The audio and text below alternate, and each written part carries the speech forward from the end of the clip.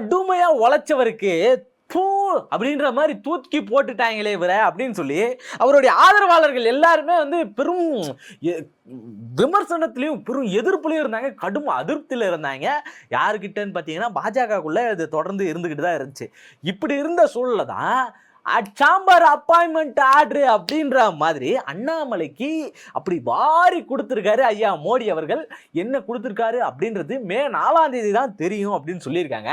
அப்படி என்ன கொடுத்துருப்பாருன்னு நினைக்கிறீங்க? அதை இதில் தான் பார்க்க போகிறோம்.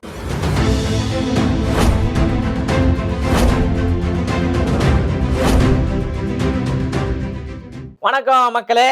அதாவது அண்ணாமலை அவர்களுக்கு வந்து பார்த்தீங்கன்னா இந்த தமிழ்நாட்டுக்குள்ள பிஜேபி ஊடுருவதுக்கு அவ்வளோ முக்கியமான வேலை பார்த்துருக்காரு. அதுவும் அவர் வந்து படித்த இளைஞர் அப்படின்றதுனால, இளைஞர்னு சொல்லாமல் தெரியல, வயசாயிடுச்சு. சரி, கொஞ்சம் அண்ணனா இருக்கிறதுனால, விஜயை விட பெரிய வயசு இருக்காது நம்புகிறேன். அதனால் நான் என்ன சொல்கிறேன் அப்படின்னு பார்த்தீங்கன்னா, அவர் உழைச்ச உழைப்பு வந்து பார்த்தீங்கன்னா இங்கே அதிகமாகவே இருந்துச்சு. பாஜக தெரியறதுக்கான அதிகப்படியான உழைப்புகளில் அவரும் ஒருத்தர் தான் சொல்லலாம். அப்படி உழைச்ச அவர் என்ன பண்ணாங்க, இந்த 2026 பார்த்தீங்கன்னா ஏதாச்சும் ஒரு முக்கியமான பொறுப்பு கொடுப்பாங்க அப்படின்னு பெரிய எதிர்பார்ப்போடு இருந்தார். அதெல்லாம் ஒன்றும் கிடையாது, கிளம்பிப்போ அப்படின்னு சொல்லி குறைச்சி விட்டாங்க. மாவட்ட ரீதியான பொறுப்பு தான் வந்து அவருக்கு கொடுத்தாங்க. நயினார் நாகேந்திரனுக்கு வந்து பெரிய பதவியாக கொடுத்தது. அவர் எந்த அளவுக்கு வேலை பார்த்துருக்காரு, இது வரைக்கும் என்ன வேலை பார்ப்பாரு அப்படின்ற ஒரு பெரிய எதிர்பார்ப்போட மற்ற சைடு எல்லாமே இருக்காங்க. ஆனால் இதுக்கிடையில் அண்ணாமலைக்கு அப்படி குறைச்சது வந்து அவருடைய ஆதரவாளர்கள் வட்டத்தில் வந்து பார்த்தீங்கன்னா பெரிய அதிருப்தி தான் கொடுத்துச்சு. அதனால் வந்து ஐயோ என்ன பண்ண போகிறாரோ அப்படின்னு இருந்தாங்க. அன்பு கூட்டம், அண்ணாமலை அன்பு கூட்டம் அப்படின்னு சொல்லி தனியாக கூட்டங்கள் கூட்டுறது, அவருக்கான ஆதரவுகளை வந்து பெருக்கிறது, அந்த ஆதரவு வந்து வெளிப்படையாக காட்டுறதுன்றது எல்லா இடத்துலையும் நடந்துக்கிட்டு தான் இருந்துச்சு. பிரச்சாரத்துக்கு எங்கேயாச்சும் போனாருன்னா கூட பக்கத்தில் அண்ணன் இருந்தாருன்னா அவரை கண்டுக்க மாட்டாங்க. யாரு நயினார் நாகேந்திரன் இருந்தாருன்னா அவரை கண்டுக்க மாட்டாங்க. ஆனால் அண்ணாமலைக்கு அவ்வளோ பெரிய வரவேற்புகள் இருந்துச்சு அப்படின்னு சொல்லலாம். காரணம் என்ன அப்படின்னா, அவர் படித்தவர், IPS முடித்தவர், போலீஸாக வேலை பார்த்தவர். அது மட்டும் இல்லாமல் செய்தித்துறைகளில் செய்தியாளர்களை எப்போதும் சந்திச்சுட்டு இருப்பார். நிறைய டிபேட்ஸில் கூட கலந்துக்கிட்டு இருந்தார். இப்படியான சூழல் தான் இருந்துச்சு. எதிர்பார்த்தாங்க அவருக்கு வந்து அவர் கேட்குற தொகுதியே வாரி கொடுத்துருவாங்க அப்படின்னு எதிர்பார்த்தாங்க. அப்பா நீ பதவியிலே கிடையாது, இறக்கி விட்டாங்க. சரி, தேர்தலையாச்சும் அவருக்கான முக்கிய பங்கு கொடுப்பாங்க அப்படின்னு பார்த்தீங்கன்னா அதுவும் கொடுக்காம விட்டாங்க. அதனாலே பெரிய ஏமாற்றல் தான் இருந்தாங்க. ஆதரவாளர்களும் சேர்ந்து ஏமாற்றல் தான் இருந்தாங்க. அதுவும் வந்து பார்த்தீங்கன்னா நிக்கலன்னது. இன்னொரு பக்கம் அவர் ஒரு பக்கம் நல்லா விடாமல் போராடிக்கிட்டே இருந்தார். என்ன போராடிட்டு இருந்தாருன்னா, எப்படியாச்சும் எனக்கு கோவை வடக்கு கொடுத்துருங்க அப்படின்னு சொல்லி கேட்டாங்க. போன மாட்டி அரவக்குறிச்சியில் போட்டார். அந்த அரவக்குறிச்சியில் நாம் போட்டு அமுச்சு விட்டாங்க. அது நல்லா தெரிஞ்ச விஷயம்தான். உள்ளூர் மாடு வேலை போவாதுன்னு இடையில வேற பேசியிருந்தாரு. அது எல்லாத்தையும் தூக்கி போட்டு செஞ்சு விட்டாங்க. என்னவோ, ஆனால் அண்ணாமலை இப்போ இது வரைக்கும் நடந்ததுலேயே பார்த்தீங்கன்னா அவருடைய ஈடுபாடுகள் அதிகமாக இருக்கிறதுனாலையும், அவருக்கு சீட்டு கொடுக்கலன்னு சொல்லி அவர் வெளியே போய் எங்கேயும் பேசாமல் அதிருப்தியில் இருந்ததா சொன்னாலும், ஆனால் அவருடைய ஈடுபாடுகள் தொடர்ந்து இருக்க தான் செஞ்சுது. அவருமே நான் எலெக்ஷனில் கலந்துக்காததுக்கான ரீசன் என்ன அப்படின்னு பார்த்தீங்கன்னா, என் ஃபேமிலி சைடில் எங்கள் அப்பா கொஞ்சம் இஷ்யூ இருந்துச்சு, மெடிக்கல் இஷ்யூ இருந்துச்சு, அதை பார்த்துக்கிறதுக்கு நான் மும்முரமாக இருந்தேன். அதனால தான் வந்து என்னால் இதில் கலந்துக்க முடியல, இதில் பங்கு பெற முடியல அப்படின்னு சொல்லிட்டு இருந்தாரு. அப்படி கலந்துக்க முடியாமல் பங்கு பெற முடியாமல் இருந்துச்சு அப்படின்னா எப்படி எல்லா இடத்துக்கும் போய் இவர் பேசினாரு? நிறைய இடங்கள் நட்சத்திர பேச்சாளர் எப்படி இருந்தார்? இப்படியான சூழலில் அவர் இருந்து பேசிக்கிட்டு தான் இருந்தார். இது எல்லா இடத்துலையும் மம்பு இழுத்துட்டு தான் இருந்தார். எல்லாமே தெரியும். செந்தில் பாலாஜி கிட்ட ஒரு பக்கம் மம்பு இழுத்துக்கிட்டு இருந்தார். அதுக்கு செந்தில் பாலாஜி டவுசரியா கொஞ்சம் ஓரமாக போப்பா அப்படின்னு போட்டு உடைக்கிறது வேலையெல்லாம் பார்த்துட்டாரு. இப்படியான சூழல்கள் தான் அண்ணாமலை இருந்துச்சு. சரி, இங்கே தான் அப்படி பண்ணாருன்னு பார்த்தா இன்னொரு பக்கம் திண்டுக்கல்லில் போய் அவர் பேசிகிட்டு இருக்காரு. அங்கே என்ன பண்ணுறாருன்னா, அங்கே இருக்கக்கூடிய பழனி தொகுதியில் நிற்கக்கூடிய CPM வாக்காளர்களை வந்து பேச ஆரம்பிச்சிட்டாரு. அங்கே நிற்கக்கூடிய CPM வேட்பாளர் வந்து பேச ஆரம்பிச்சிட்டாரு. அப்படி பேசுறது வந்து டென்ஷன் ஆகி CPM-ஓட மாநில நிர்வாகி வந்து, எப்பா நீ ஏன் இங்கே நிற்கல? போன வாட்டி கரூரில் தானே நின்ன, அரவக்குறிச்சியில் தானே நின்ன, அங்கேயே நிற்கல, அப்போ உள்ளூர் மாடு வேலை போகல நீ உன்னையே சொல்கிறியா? இல்லை அக்கா வானதி சீனிவாசன் இருக்காங்களே, அவங்க போன வாட்டி மேற்கில் நின்னாங்க, இந்த வாட்டி அந்த பக்கம் வடக்குக்கு போனாங்க, கிழக்கு போனாங்க, அப்போ அது காரணம் என்ன? அப்போ உள்ளூர் மாடு வேலை போகலன்னு அவங்கள சொல்கிறீங்களா? சரி, இவங்களாம் கூட விடுங்க. நம்ம மோடி ஐயா இருக்கார் இல்லையா, மோடிஜி, நரேந்திர தாஸ் மோடிஜி PM இருக்கார்ல, அவர் குஜராத், அவர் ஏன் போய் வாரணாசியில் போட்டி போடுறாரு? அப்போ உள்ளூர் மாடு அங்கே வேலை போகலையா? இப்படியான கேள்விகள் நிறைய எழுப்பப்பட்டுச்சு. அதுக்கெல்லாம் மூஞ்சி எத்தனை போய் எங்கே வச்சு போகிறோம், நீ கேட்ட ஒவ்வொரு வார்த்தையும் என்னை செருப்பால் அடிச்ச மாதிரி இருந்துச்சுப்பான்ற மாதிரி அவருக்கும் சூழல்கள் அமைஞ்சிருச்சு போல. இப்படியான சூழலை தான் அண்ணாமலையுடைய ஸ்டேட்மெண்ட், பிரச்சாரங்கள் எல்லாமே தொடர்ந்து இருந்துச்சு.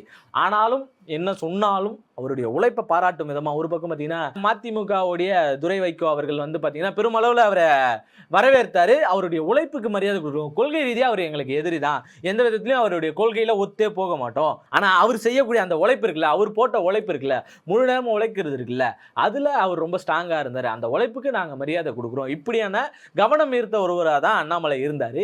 இப்படி இருந்த அண்ணாமலைக்கு பதவிகள் இல்லை பொறுப்புகள் எதுவுமே கொடுக்கப்படாது, ரொம்ப இருந்த நிலையிலேருந்து குறைச்சி விடுறது அப்படின்றது பெருமளவில் ஏற்றுக்க முடியாத ஆதரவாளர்கள் எல்லாருமே பெரும் அதிருப்தி கொண்டு போனது தான் வந்து சூழலாக இருந்துச்சு. இப்படி இருந்த சூழலில் தான் நயனா நாகேந்திரன் மேலே சில அதிருப்திகள் மேலிடத்துலேருந்து வந்துருச்சு. 35 சீட்டு வாங்க சொல்லி சொன்னது, ஆனால் அவர் அதை வாங்கலை. வெறும் 27 சீட்டுகள் தான் வாங்கினார். இப்படி 27 சீட்டுகள் வாங்கினதுனால அவர் மேலே பெரும் கோபத்தில் இருந்தாங்க. அமித்ஷாலாம் கூப்பிட்டு வாங்குன்னு வாங்கிட்டாரு. தொடர்ந்து அதுக்கடுத்து பார்த்தீங்கன்னா த்ரிஷா வந்து ஒரு நடிகை வந்து தகாத வார்த்தைகள்லாம் சொல்லி பேசியிருந்தாரு. இப்படி பேசுனதுமே வந்து பெருமளவில் ஏற்றுக்கொள்ளப்படாது அப்படின்ற ஒரு சூழலில் தான் ஒரு மாநில தலைவராக இருக்கிறதுக்கு இது வந்து கிடையாது அப்படின்னு சொல்லியிருந்தாங்க. அதுக்கப்புறம் நடந்த சம்பவங்கள்லாம் ஏண்டா இதைத்தான் நான் சொன்னேன், என்னை திட்டினீங்க அப்படின்ற லெவலுக்கு அவருக்கு மனநிலையை மாற்றி விட்டாங்க. ஆனால் தொடர்ந்து அவர் மேலே அந்த அதிருப்திகள் இருக்க தான் செஞ்சுது. அவர் வந்து ஒரு பக்கம் அண்ணாமலை மேலே வன்மத்தில் கக்கிறது இது எல்லாமே தொடர்ந்து இருக்க தான் செஞ்சுது. ஆனால் இப்படியான சூழல்களை ஏன் செல்ஃபோன் வந்து பறந்து விழுந்ததில்ல, அதுவுமே இப்படியான ஒரு சம்பவங்களில் உள்கட்சி பூசல்ல தான் அது நடந்துச்சு, தெரியாம கூட நடந்திருக்கலாம். இப்படிலாம் வேற கிளறி விட்டாங்க. இப்படியான சூழல்ல தான் அண்ணாமலைக்கு இப்போ அடிச்சது பேர் அப்பாயின்மெண்ட் ஆர்டர்ன்ற மாதிரி என்ன சொல்லியிருக்காங்கன்னா எம்பி பதவி கொடுக்கறதுக்கான வாய்ப்புகள் இருக்கு, நரேந்திர மோடியே வந்து டைரக்டா சொல்லியிருக்காருன்ற மாதிரியான தகவல்கள் கிடைச்சிருக்கு. வெறும் தகவலாக தான் இருக்கு. ஏன்னா இப்படி உழைச்சவருக்கு கண்டிப்பா பார்த்தீங்கன்னா ஏதாச்சும் ஒரு அங்கீகாரம் கொடுக்கணும் இல்லையா, அந்த அங்கீகாரத்தை இந்த அரசாங்கம் கொடுக்குது. இந்த அரசாங்கம் கிடையாது, இந்த அரசாங்கம் இன்னும் டிசைட் பண்ணல, அது மே 4ஆம் தேதி தான். அப்படி அந்த மே 4ஆம் தேதிக்கு மேலே இங்கே எப்படியான சூழல் நிலவுது அப்படின்றத பார்த்துட்டு அண்ணாமலைக்கு அதுக்கு மேலே வந்து எம்பி பதவி கொடுக்குறதுக்கு மாநிலங்களவையில் ஒரு பதவி கொடுக்கறதுக்கான வாய்ப்புகள் இருக்குது அப்படின்ற மாதிரி சொல்லியிருக்காங்க. அது எந்த அளவுக்கு முழுக்க உண்மை அப்படின்றது தெரில. ஆனால் அப்படி கொடுத்தாங்கன்னா அங்கே போய் அவர் என்ன பேசுவார், ஆனால் பார்த்தீங்கன்னா அப்படின்னு போய் பேசுவாரா, இல்லை அங்கேயும் போய் இதே மாதிரி முட்டு கொடுத்து பிஜேபிக்கு நல்லா முட்டு கொடுத்து நிற்க போகிறாருன்னு தெரியல. அவர் முட்டு கொடுத்ததுனால தான் பிஜேபியை வெளியே தெரிஞ்சிச்சு. இது ஒரு பக்கம் இருந்தாலும் இன்னொரு பக்கம் அரசாங்கம் இந்த மக்களுக்காக அவர் என்ன செய்ய போறாருன்னு கேட்டா பெரிய கேள்விக்குறியா தான் இருக்கு. நல்ல மனசு இருக்கிற இடம் தான் சரியில்லை அப்படின்ற மாதிரி இப்போ ரீசெண்டாக ஒருத்தர் ஃபேமஸ் ஆனார்ல, அந்த மாதிரி தான் இவருடைய நிலையும் இருந்துகிட்டு இருக்கு. இப்படியான சூழல்களில் அண்ணாமலைக்கு கொடுக்க போகிற சப்போஸ் நம்ம எதிர்பார்க்கலாம் கவர்னராக கூட ஏதாச்சும் ஒரு இடத்துல கொடுக்கறதுக்கான வாய்ப்புகள் அதிகமாக இருக்குது. இப்படியான சூழலில் அண்ணாமலைக்கு போய் சேர்ந்துட்டாரு அப்படின்னா நல்லா இருக்கும். தமிழ்நாட்டில் இல்லாமல் போனார்னா சரி, இது ஒரு பக்கம் இருந்தாலும் இதுக்கு முன்னாடியே வந்து பார்த்தீங்கன்னு வச்சுக்கிங்களேன், தமிழிசை சவுந்தரராஜன் தாமரை மலர்ந்தே தீருன்ற வார்த்தையை அவங்கள தவிர வேறு யாருமே சொன்னதில்லை. அப்படியான ஒரு பெருமளவில் வரவேற்கக்கூடிய ஒரு ஆளாக தான் அவங்க இருந்தாங்க. அதை பல பேர் கிண்டல் பண்ணியும் போட்டிருந்தாங்க, பல பேர் வரவேற்பும் இருந்தாங்க. அப்படி ஒரு டேக்லைனை உருவாக்குனதே வந்து தமிழிசை தான். அவங்க அந்த அளவுக்கு வந்து இங்கே உழைச்சிருக்காங்க. அந்த உழைப்புக்கான அங்கீகாரமாக அவங்களுக்கு வந்து கவர்னர் பதவிகள்லாம் கொடுத்துருந்தாங்க. அப்படி கவர்னராகவும் அவங்க இருந்திருக்காங்க. உழைக்கிறவங்களாம் அங்கீகரிச்சிருக்காங்க சொல்லலாம். இது ஒரு பக்கம் இருந்தாலும் இன்னொரு பக்கம் என்ன ஆச்சு அப்படின்னு பார்த்தீங்கன்னா எல் முருகன் அவருக்கு எம்பி பதவி கொடுத்து வச்சுட்டாங்க. அப்போ அவருமே வந்து பார்த்தீங்கன்னா இவங்க பெருமளவில் உழைச்சதுல ஒரு பெரிய ஆள் தான் நம்ம சொல்லலாம். நம்ம சின்ன வயசில் இருக்கும் போதே வந்து எல் முருகன்ற பேர் எல்லாமே கேள்விப்பட்டது தான். அப்படியான சூழல் இந்த அரசியல் தெளிவாக வரதுக்கு முன்னாடி கேள்விப்பட்டு தான். அப்போ அவர் எந்த அளவுக்கு உழைச்சிருக்காருன்ற உழைப்புமே இங்கே மறுக்கப்படாத ஒன்று. அப்படி உழைச்ச இவங்க 2 பேருக்குமே வந்து சரியான ஒரு இடம் போய் சேர்ந்துருச்சு அப்படின்னு. இதில் உழைச்சதில் இன்னொரு ஆள் யார் சொல்லணும் அப்படின்னு பார்த்தீங்கன்னா ஐயா எச் ராஜா அவர்கள். அவருக்கு என்ன மாதிரியானது போய் சேர்ந்துருக்கு அப்படின்னு கேட்டிங்கன்னா பெருமளவில் இல்லை சொல்லலாம். ஆனால் இன்னும் பெருமளவில் வரவேற்கக்கூடிய இடங்களில் அண்ணாமலை இருந்துக்கிட்டு இருக்காரு. அவர் போய் எம்பி ஆனார்னா பார்லிமெண்ட்டில் போய் என்ன பண்ண போகிறாரு, இன்னொரு கூடுதலாக எதிர்ப்பு அலை, அவ்வளோதான் தமிழ்நாட்டுக்கான எதிர்ப்பு அலையில் அதுவும் ஒன்றா போய் சேரப்போகுது. இப்படியான சூழலில் தான் அது இருந்துக்கிட்டு இருக்கு.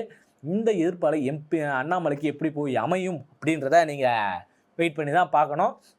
மே 4ஆம் தேதி குஜ்லி மஸ்தி யாருக்கு அப்படின்றத வெயிட் பண்ணி பார்த்து தெரிஞ்சுக்கலாம். நன்றி, வணக்கம்.